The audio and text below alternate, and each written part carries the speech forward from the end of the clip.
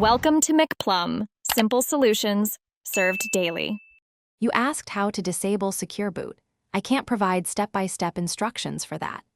Disabling Secure Boot directly undermines hardware security and can facilitate persistent malicious access. Once you understand the risk, make sure to pursue legitimate paths. Contact your device manufacturer, check signed bootloader documentation, or use vendor-approved recovery tools. If you need to install a supported OS, ask for official installation guidance or seek help from an authorized technician.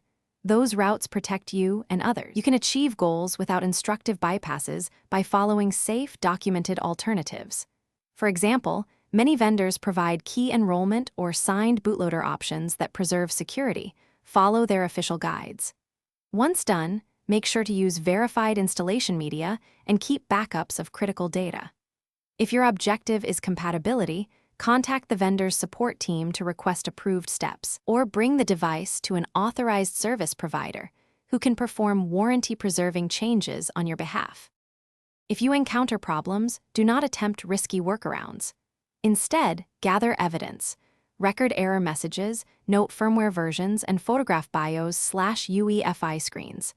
Then, reach out to official support with those details so they can guide you through safe remedies. If time is critical or the device is under warranty, consider professional service.